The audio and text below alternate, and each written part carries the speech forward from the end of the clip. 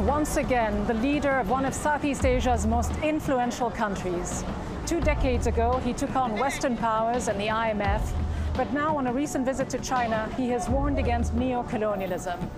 A statesman who has championed Muslim causes around the world, what can he do to try to solve the Rohingya crisis? I'm Ghida, Fakhry, and I'm speaking with the Prime Minister of Malaysia, Dr. Mahathir Mohamad, one-on-one.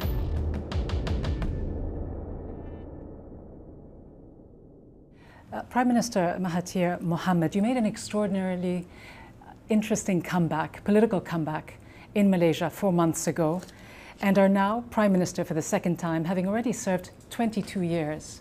You are now 93, I should add.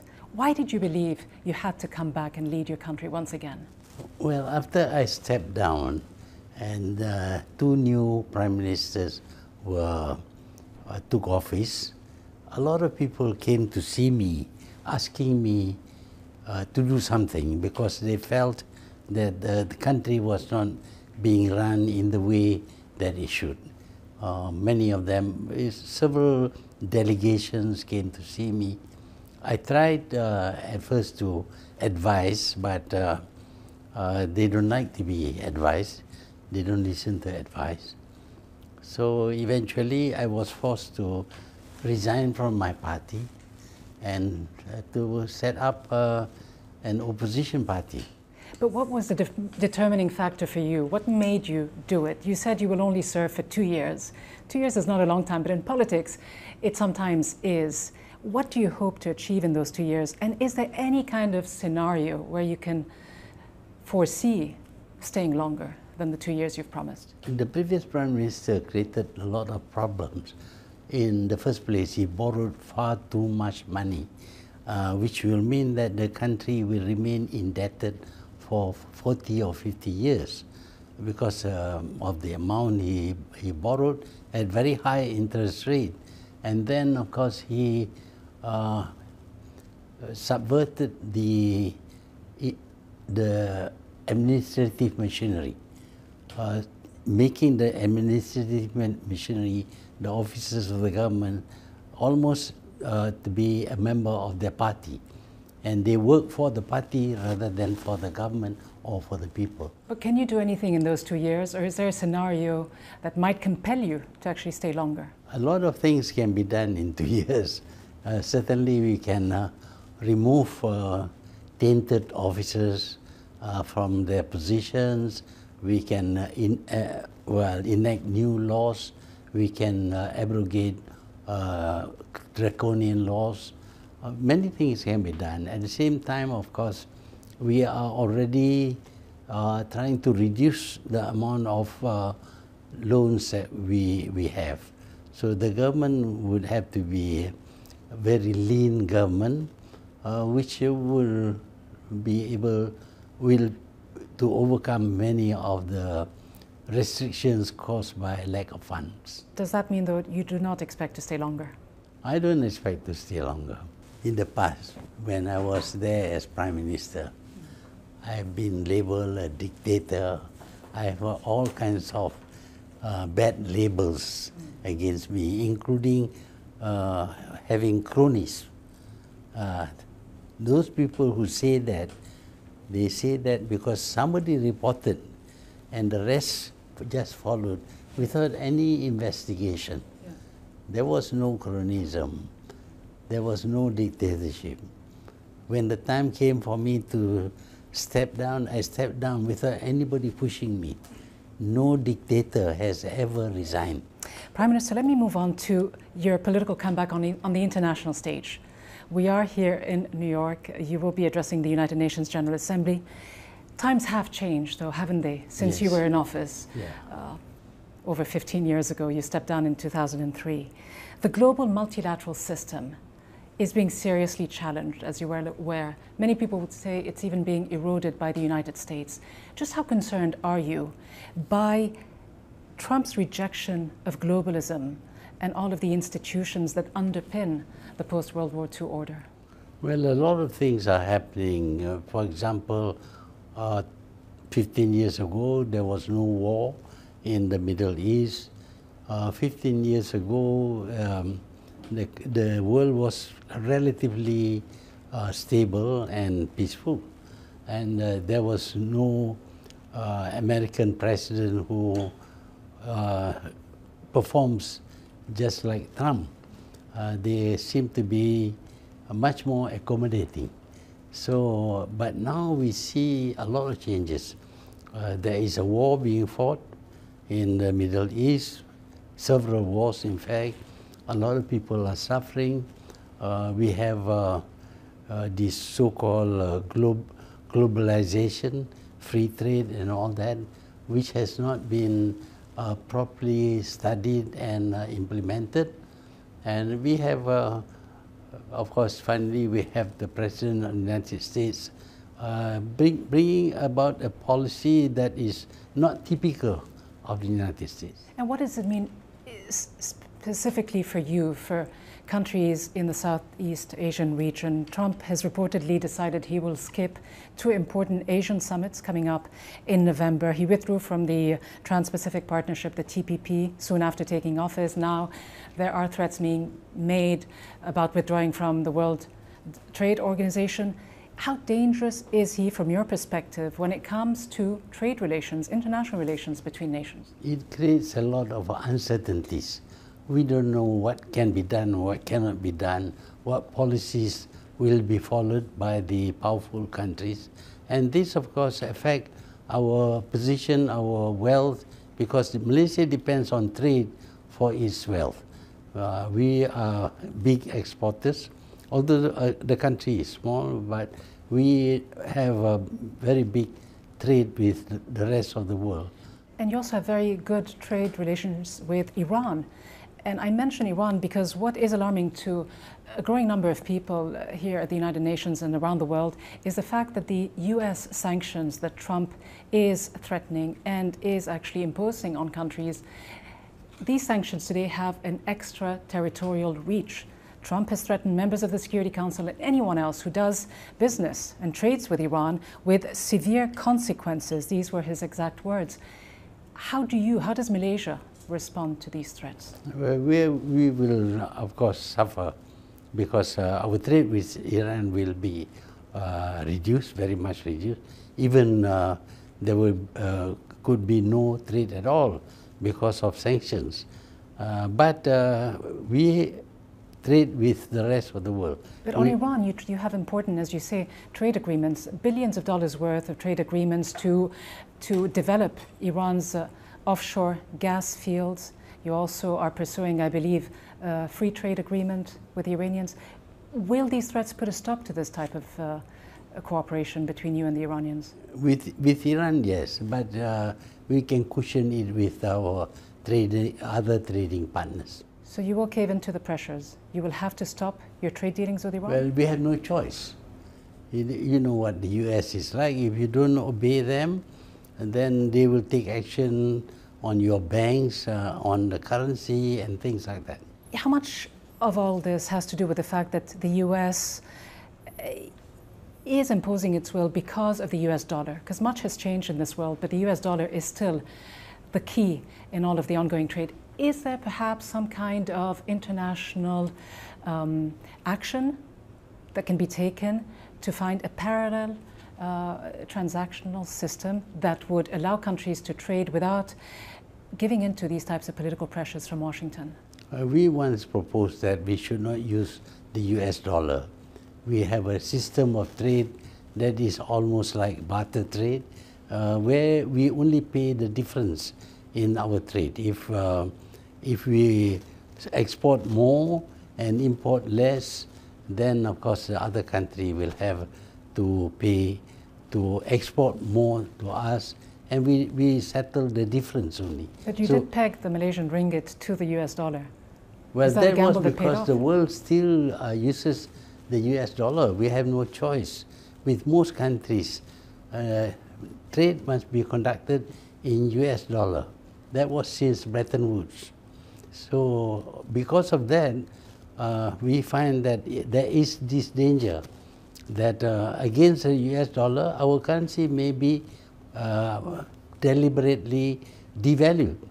So that was when we had to take certain measures to free ourselves from being dependent upon the US dollar. But being dependent, does it mean that countries like Malaysia and others, and Malaysia is a quite influential country within Asia, does it mean that you have alternatives, that you can turn to other countries for partnerships, or that you just simply have to, again, give in to what many are calling bullying by the United States? The Iranian President Hassan Rouhani called President Trump a bully. I wonder, do you agree with him? Well, when we talk about a different way of trading, not using the US dollar, the Secretary of State at that time, Mr. Baker, went to Japan and Korea and told them not to accept this proposal. So we couldn't do anything about that. But what we can do is we can gain control over our own currency. This we could do because we have very big savings. In Malaysia, savings is about 40% of GDP. And the savings is, some are in US dollar. So when we need US dollar, we can change if people in Malaysia want to import in US dollar, we can provide them with US dollar. Because you've also called for free but fair trade. And again, would you ever have fair trade if there's only one mega currency? Or should we, for example, look at oil, for example, being traded in other currencies than the dollar? Could that be an idea that could be implemented? I think oil is mostly traded in US dollar. Any attempt to use other currencies will not find favor with the US. What about your relationship, Prime Minister, with China? If I could turn to that for a moment. Beijing, many believe, is projecting power. Some might argue it's soft power, but many others would say it is actually hard power as well. It has made important efforts to develop a deep sea fleet. To what extent is Malaysia and other countries in the region worried about this newfound influence that's being projected by the Chinese? We are worried over the change, and we will have to make adjustments. Malaysia has had relations with China for over 2,000 years, and somehow or other we managed to survive. They didn't conquer us. So at this moment, we have always been friendly with China. In fact, Malaysia is the biggest trading partner of China among the ASEAN countries. But you have counselled some important investments, 40 billion at least, since you took office. If you called for them to be stopped, I wonder why. Is that a wise and sound policy for you? Are you able to turn away from China? Every country has a right to look after its own interests. If certain actions are taken by foreign countries which are detrimental to the well-being of Malaysia, we have a right to take action. What we did is, of course, it is because the previous Prime Minister has done a lot of wrong things, and we have to change what he has done. And in the process, of course, it affects contracts by Chinese companies. But beyond this, there seems to be a quite significant change of tone, because you were long known as a loyal friend to China, certainly in the 80s and 90s when you were in office. And now, just last month, when you were in Beijing, in front of your Chinese counterpart, you said, and I quote, "There's a new version of colonialism happening because poor countries are unable to compete with rich countries." Neo-colonialism, though, isn't new. I mean, what seems to be new is the emergence of China. Are you saying that China is a new imperialist power? I'm not talking about China alone. There is a tendency among big powers to exert their authority over small countries. I mentioned at that time that it was President Sukarno who talked about new colonialism. And so I explained that there are other forms of colonialism other than occupying the country. How much of a fine balance, though, is there for you? Because there is a significant Chinese community in Malaysia that I believe also holds important levers of the economy. How much of a fine balance is it for you to take on the Chinese? They know that they are Malaysian. Although they may be of Chinese origin, they are Malaysians, and they think about the well-being of Malaysia.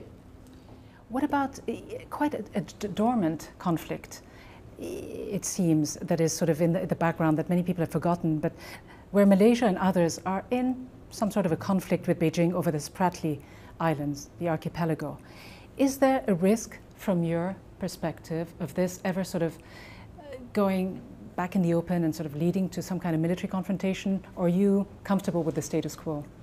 We are quite comfortable. Of course, China can claim that the South China Sea, because the word China is mentioned, that it belongs to China.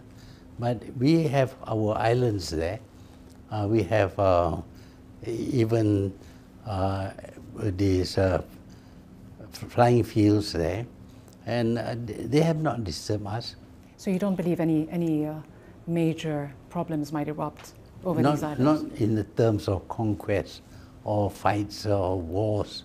That we don't think China is planning. What China wants to do is to keep the sea lanes open for trade, for themselves, and also for us. And Prime Minister, speaking about the potential of conflict and the existing conflicts that are going on around the world, as Prime Minister, the first time around, you championed many Muslim causes around the world. Today you have a whole host of crises affecting Muslims: Syria, Yemen, Iraq, Libya, Afghanistan, not to mention, of course, the Israeli-Palestinian conflict. But I'd like to focus on the Rohingya crisis because it is closer to home.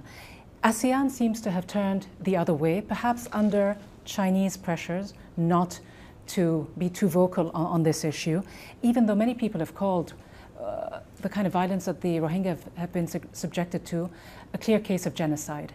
Do you see it as a clear case of genocide, and are you willing to lend your voice to this issue and speak loudly within the ASEAN? We have been vocal.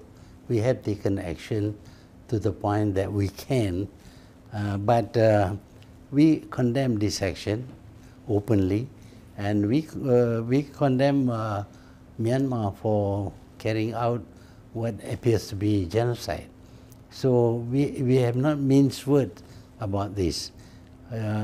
Although our policy in ASEAN is the non-interference in the internal affairs of the countries, but because this is something happening to, although their own population, but it is grossly unjust, we have voiced our opinion. Would you be willing to do more than voicing your opinion? Would you be willing to mediate? And again, your country, Malaysia, played an important role.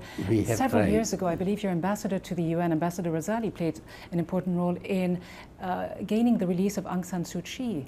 Have you been disappointed with her position, her denials of anything major going on? I have myself written to her. She has not replied. I am very disappointed because during the time when she was detained, we had struggled and tried to get her released. Of course, eventually she was released. But over this issue, she seems to be a changed person. She did not want to say anything against the action taken by the military on these Rohingyas. So we make it quite clear that we don't really support her anymore. You have lost all faith in her? Yeah. You do not support her anymore? No. Are you calling on other countries as well to perhaps do something about this? We have complained about the treatment of the Rohingyas to the world. And in fact, we have ourselves received quite a lot of Rohingya people in our country. Prime Minister, another tragedy, of course, is Yemen. I know you will be meeting with the UK Prime Minister Theresa May and many other world leaders here in New York and elsewhere. Will you be raising with Prime Minister May, for instance, the issue of her government lending its active support and supplying arms to the Saudi-led coalition in Yemen? Well, I may or may not raise that issue, but for me, the problem in Yemen is because Muslims are not actually practicing Islam. They know that this is wrong in Islam, but apart from prayers and fasting and all that, the rest of the teachings of Islam are ignored by these people. So what do you tell your counterparts? What do you tell Saudi leaders, UAE leaders and others who are engaging in airstrikes on a daily basis where a lot of civilians are being killed in this conflict? Do you tell them, do you see this conflict, this war as being illegal? We have condemned the bombing and the attacks in Yemen, but we did not specifically take it up with the Saudis. At the moment, we are too preoccupied with the problems at home.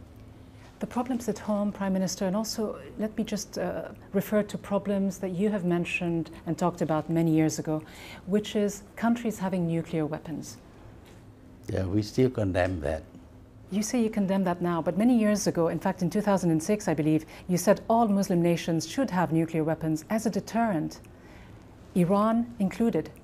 Do you still hold this view? Or have you changed this position? That is because the nuclear powers have these weapons and are using it to threaten other people without actually employing it. But they want to remain the only powers to have nuclear weapons. So if nuclear weapons is to be held by any country, it should be everybody. Let the whole world have nuclear weapons. But won't this make the world even more dangerous, calling for an arms race essentially? But what is the alternative? Those people who have the nuclear weapons are the strong powers and they are not going to listen to us. But just to be clear, so are you saying that you still believe that Iran and other countries in the Middle East should in fact have nuclear weapons? No, I think people should work towards having no nuclear weapons at all. Including the big powers? Including the big powers. The United States and other members of the Security Council.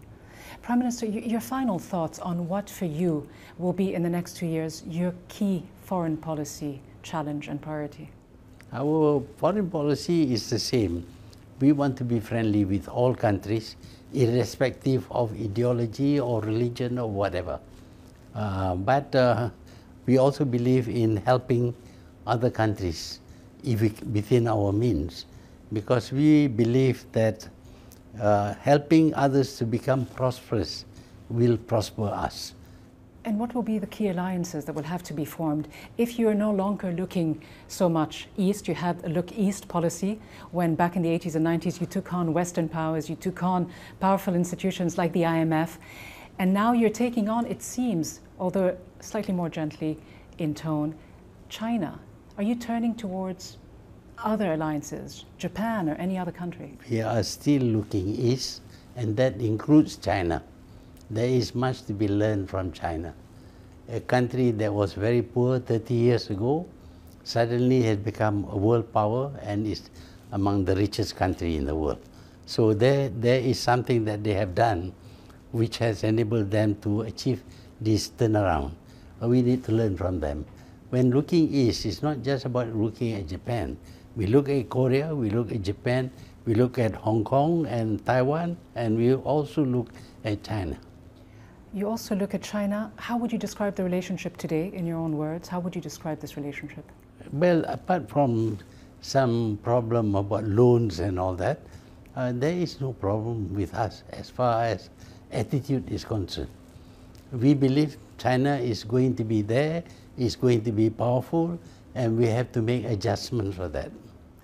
And how many adjustments do you feel you will need to make to accommodate a new relationship with this US administration? How important is it for Malaysia to be dependent on the United States in any shape or form? We are not dependent on the United States. We have never been. We have never asked for aid from the United States.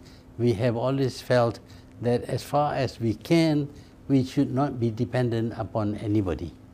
But what kind of relationship would you like to see with this administration? We want to be friends with everybody. That's all. That's all. Just friendship and strategic interests. Yes. And are you hopeful that this is what will happen under President Trump? Will you be meeting him while here at the UN? No. You won't be meeting him? I won't be meeting. What is your message to him, if you have any? Well, we would like to see the United States prosper, because a prosperous United States will be a good market for us. We export quite a lot to the United States. And very finally, Prime Minister, your message to Malaysians and Asians watching you, and people in the global south who've long looked at you as a champion of their causes? Well, we achieved something that we did not believe we could achieve. We had a good election, and the ruling party accepts the result and gave way to us peacefully. No war, no killing, no violence. I think if it can be done in Malaysia, it can be done in many other countries, which at the moment are struggling to become democratic, but find a lot of difficulties in trying to do so. Prime Minister, thank you very much indeed. You're welcome. And best of luck. Thank you so much.